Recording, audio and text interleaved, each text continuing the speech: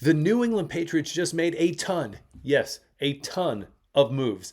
Let's talk about it. My name is Aaron on the daily Patriots content. Don't miss out. All you got to do is subscribe, notification bell, and hit the like button. What's there not to like? We've talked about it. It's August. Football preseason is here, baby. Friday. Let's go.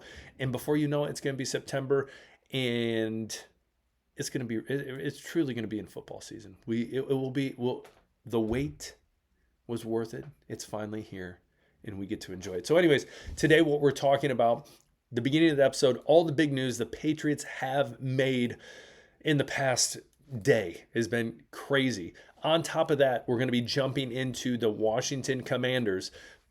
My one guy who gets offended by commies, the Washington Commies.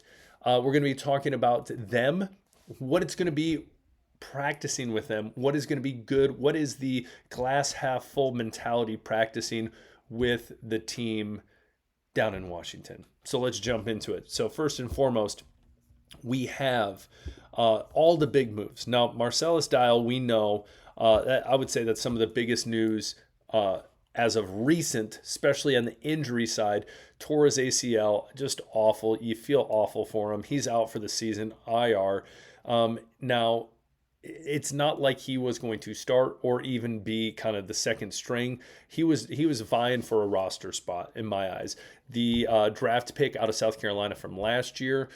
So you really hate it for them as well. Jaquelin Roy, who last year came on the team, actually had some decent games, had some decent time in there at defensive tackle, also placed on injured reserve. So not ideal. But I'm not going to sit there at the same time and say this is earth-shattering, devastating. I'm not going to say that. But it's not ideal when you have some of these pieces where it's like, okay, we want bodies in camp. We want to see what they can do. We want to see how they can perform. They compete, and then they get hurt. You just hate to see it out of competitors. It's not good. Now, on the flip side, there's been some ads from those being moved to the IR. Trey Avery's been added. Now, he was waived just the other day, Monday, by San Fran. Cornerback played 2 years under Vrabel. Good pickup. Played Rutgers. His gameplay or his time on the field, it's not much. It's not much to write home about. But again, we're not looking for a starting cornerback. We're looking for a depth piece. Now, I would tell you right now, James and Austin are both looking very well and getting a lot of time with Gonzo and Carlton Davis still out. So again, they're getting a lot of reps. They're getting a lot of experience out there, which is good, and we'll talk about in a minute when we talk about Washington, why that's good as well for those two depth pieces at cornerback. But again, it's just a smart move to bring someone on who has experience, especially, Mike Vrabel's worked with him. These other guys have worked with him, so not a bad move. Bryce Genos,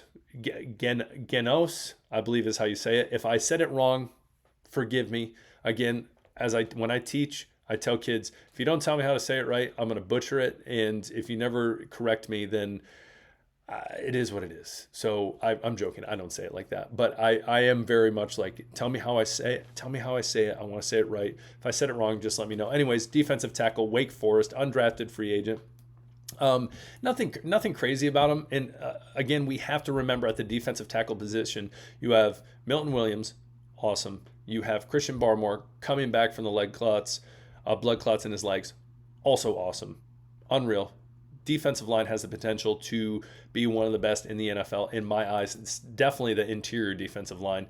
But then you have Joshua Farmer, you have Tonga. So there's a lot of pieces.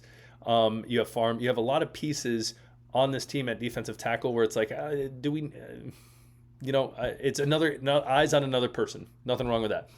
JaMychal Hasty played for the Patriots last year. Back. It's going to be interesting. Again, we already know. He played a lot of special teams. Did score a touchdown last year from Drake May. I believe that game was in London against the Jaguars. Correct me if I'm wrong, but that sounds about right. It was a little. I want to say he caught one in the flats. It could be wrong. Something like that. Anyways, let's remember you have Stevenson, you have Henderson, you have Gibson as well. You have Larison. So what the heck is that going to look like at running back? But again, a lot of moves, a lot of things happening for the Patriots. What do you think? Any of these things concerning? Again, I would lean towards no. anyone you have promise in. But again, it's smart moves. You got a cornerback, defensive tackle out. Let's bring 2 more in because we can, because we still have a 90-man limit. So why the heck not? Come on in. Come on in. So anyways, next one, what we're going to be talking about is, and I think this, I should have led with this, but that's all right. But I love talking about joint practices because there's a lot to be gained from a joint practice. You can learn a lot from a team.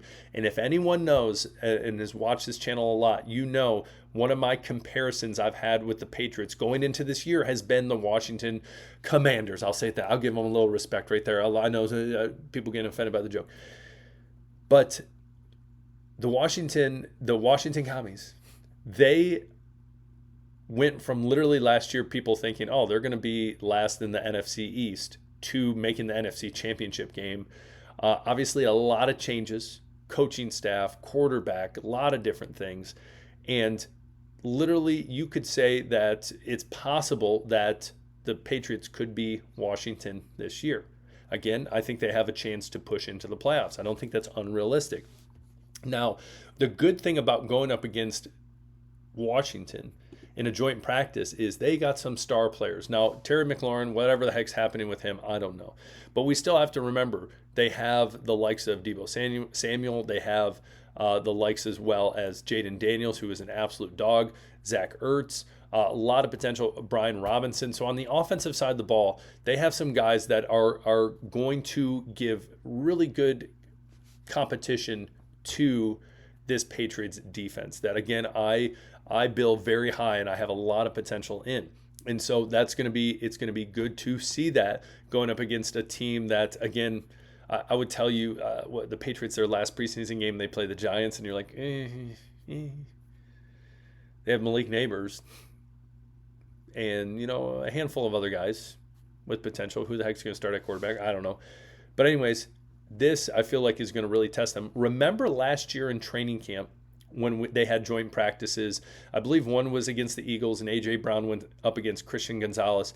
And he came out and was like, dude, Christian Gonzalez is the real deal. And that's really when it started this past year. I'm not saying started officially for Christian Gonzalez, but last year it was A.J. Brown was one of those first wide receivers last year that said, wow, this guy's special. He's good. And then it continued on as he played other big-time corner or wide receivers.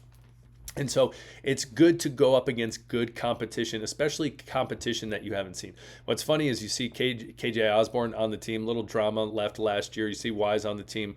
I know there's someone else, and I'm missing him. And I'm looking around quick, and I don't see him. And it's going to frustrate me because you guys are going to be like, Aaron, it was right in front of you. Was it cornerback? No, was it? Yes. Jay Jones, that's right. John, I knew it. I almost moved on, but I didn't. But it'll be interesting going up against them. But also on the defensive side of the ball, what's great is you have, though older, both Von Miller and Bobby Wagner. You got Payne out there too, is pretty solid. You got some good guys out there on this defensive side that are really going to test this team. Specifically, what I want tested, what we need tested, is this offensive line. And I think you're going to see Armstrong, you're going to see Miller be able to do that, which will be good, which is needed for this offensive line. It needs to be tested, and it needs to be tested early so they can figure out what is the best starting lineup going forward into week 1. So again, you're probably going to see headlines that say stuff like, oh, the New England Patriots, Will Campbell struggles, or Jared Wilson struggles, or blah, blah, blah. Listen, you would rather that now and them figure this stuff out now. And I'm not saying they're going to be perfect come season, but you want good competition early. And I think this is going to be good. This is what's needed.